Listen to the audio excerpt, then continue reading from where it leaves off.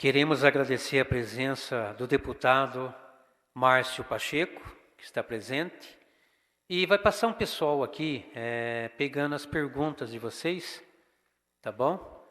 E daí vocês podem, e no final, que ele quiser fazer uma pergunta pelo microfone, né? Ele pode fazer também, tá bom? E agora eu passo a palavra para o vereador Renan. Enquanto tem as perguntas... Enquanto isso, agora o doutor Henrique tem uma pergunta bem interessante agora. Então, o Rony pergunta aqui qual o freio para essas barbáries. Eu acho que juridicamente não há mais solução. A solução agora é política, né? Como o vereador colocou, essas PECs, o Estatuto Nascituro, limitação, estabelecimento de mandato e tudo mais. Tem também a mudança da lei do impeachment, né?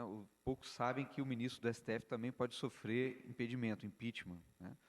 Só que o rol dos casos para o impeachment de um presidente é gigantesco, o rol do ministro é curtinho. Então existe um projeto de lei que busca colocar lá na lei mais uma hipótese, que é o ativismo judicial.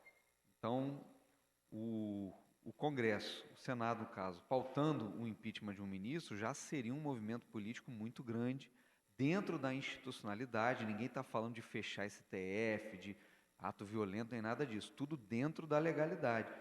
São medidas que têm um peso e uma repercussão política muito grande, porque no direito não há nada que possa ser feito, né? A DPF está lá, está pautada, o julgamento já começou e ele vai continuar, né? Então a solução agora é política, é pressão política em cima para que a coisa possa se reverter ou ser atenuada. Eu vejo assim. Nesse sentido, o vereador disse, vocês vereadores, claro, somente esta casa não teria todo o respaldo. Mas, por exemplo, uma ação que poderia ser desencadeada desde esta casa. Existe a associação dos vereadores da região aqui, eu não, me desculpe, eu ainda sou novo, não conheço o nome. Mas vocês poderiam entrar em contato com essa associação, por exemplo, e lançar a proposta de que todas as câmaras de vereadores fizessem uma moção, né, e que essa moção em repúdio aí, já foi feita na Câmara dos Deputados, o deputado Márcio Pacheco, que esteve à frente conduzindo, junto com também o deputado Fábio Oliveira, né? Eu recebi também algumas comunicações de outros municípios fora do Paraná, mas acho que uma ação concreta que vocês podem fazer, esta casa, junto à associação, de modo que todas as casas que compõem essa associação de vereadores da região da qual São José dos Pinhais faz parte, todos façam uma moção e encaminhem ao Supremo Tribunal Federal, ao STF, inclusive também à Assembleia Legislativa. É o caminho político, né, colocado e apresentado pelo doutor Henrique. Eu acredito que seria de grande valia esse trabalho. Só complementando, no caso da maconha, bastou o Rodrigo Pacheco falar, né, e tirou de pauta, pediu vista, a coisa se acalmou. São esses recuos estratégicos, né? Então, se acho que um presidente de Senado, um presidente da Câmara, falando publicamente, não é lugar dessa discussão no Supremo. Eu acho que o efeito disso seria estrondoso lá e a coisa poderia ser paralisada ali, com um movimento político dessa magnitude.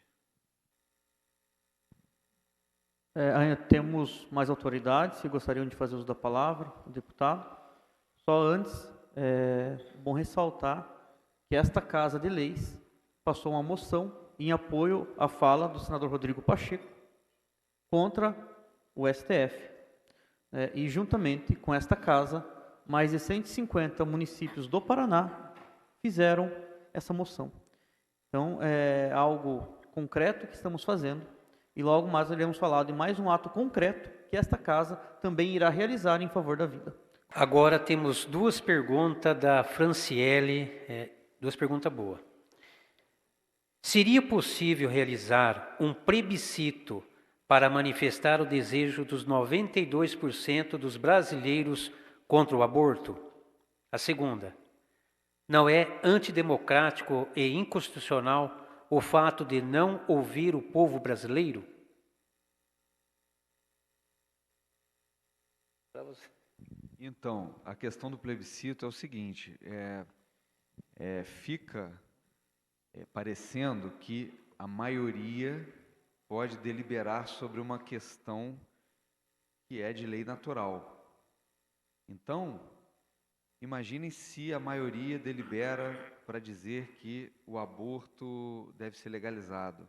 Eles fazem uma manipulação midiática, uma lavagem cerebral na cabeça do povo e acaba o aborto sendo aprovado por plebiscito. Então, nenhuma maioria, a conclusão é que nenhuma maioria tem poder para legalizar uma coisa dessas. Seja essa maioria a maioria de um parlamento, a maioria de um tribunal, ou mesmo a maioria de toda uma população. Então, o plebiscito, ele é uma faca de dois gumes nesse sentido. A gente sabe que nós ganharíamos hoje, mas os contextos históricos, sociais, políticos, eles mudam, às vezes, muito rapidamente nas nações. E aí, lá na frente, alguém vai pleitear um novo plebiscito que pode legalizar o aborto. Não nos esqueçamos de que Hitler ganhou democraticamente na Alemanha, né? Então, as maiorias, elas são perigosas. O problema do plebiscito é esse, né? Mas, para agora, seria uma solução, né? Porque a gente sabe que a gente hoje tem maioria, mas até quando?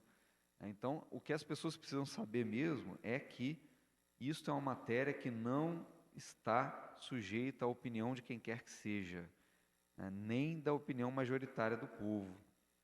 Então, mas a segunda pergunta é sobre democracia, né? Isso. Mas se hoje essa discussão é muito aprofundada para a cabeça das pessoas, o ideal seria fazermos as pessoas enxergarem que isso não pode ser deliberado.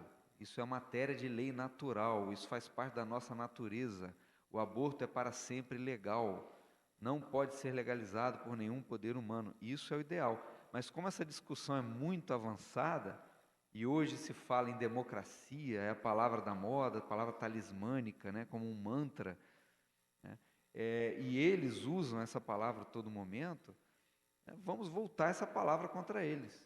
Então é para ser democrático? Então respeite a maioria do povo. Ou você vai ser democraticamente seletivo. Democracia é só aquilo que você quer que seja democrático. Como o ministro, né? Esse consenso não vale. Esse argumento religioso não tem lugar no debate público. Se é para ser democrático, é para ser democrático em tudo, né? Esse não é o mantra da democracia, então por que você não aceita o argumento pró-vida? Não, esse não vale porque é religioso, né? E aí o discurso da democracia fica desmascarado, então você não é democrático coisa nenhuma.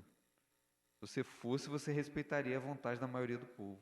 E com isso eles atropelam a população, atropelam nossa vontade popular. Não está escrito na Constituição, todo poder emana do povo? Esse artigo parece que é lido de modo enviesado, seletivo, né? O poder só emana do povo para aquilo que eles querem. Alguém quer fazer mais alguma pergunta? Das autoridades aqui.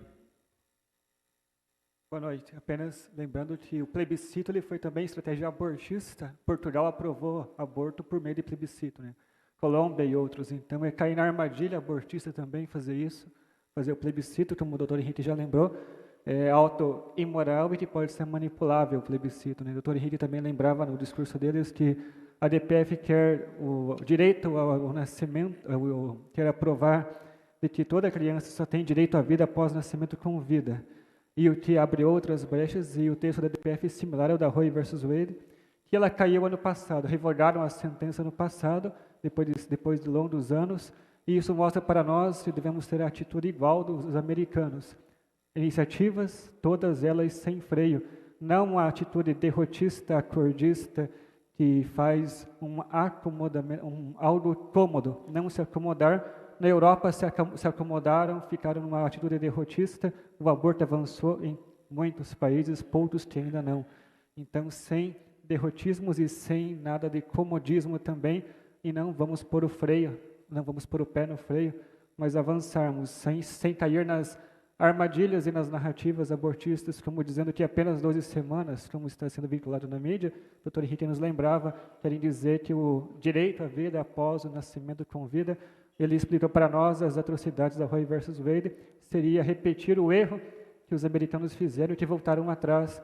Então, não vamos repetir o erro, não vamos imitar o erro, mas aprender com o erro dos outros e o nosso, e não repetir nem imitar também. Complementando só nessa mesma linha de o que nós podemos fazer. Eu sou pai de família, eu sou mãe de família, eu não posso fazer nada. Fica parecendo que só quem tem muito poder, quem é político, pode fazer alguma coisa. O Rodrigo Pacheco, o Arthur Lira, os deputados, os senadores. Não, nós também, dentro do nosso âmbito, podemos, né? Então, eu não consigo fazer nada. Não, você consegue pelo menos sentar no computador e mandar um e-mail para os deputados do seu estado, para os senadores do seu estado, né, e dizer, eu sou contra a DPF 442, façam alguma coisa, não precisa escrever um tratado. O e-mail nem será lido. Não, no dia seguinte, quando o assessor for abrir o e-mail do gabinete, vai ver lá 400 e-mails pedindo a mesma coisa.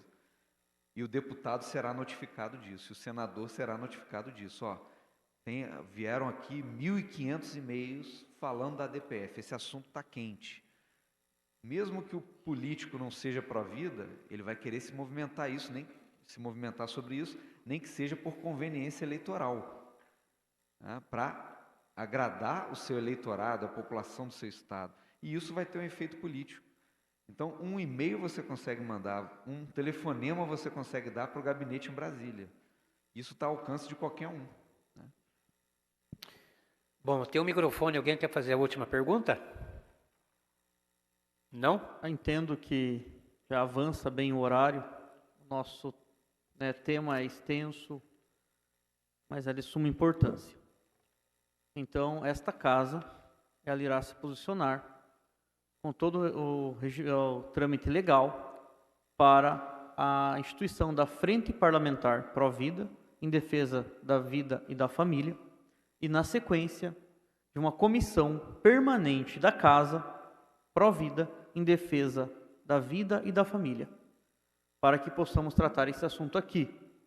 Pois muito se ouve falar que não deveríamos trazer esse tema para a Câmara Municipal de São José dos Pinhais, que não é atribuição do vereador.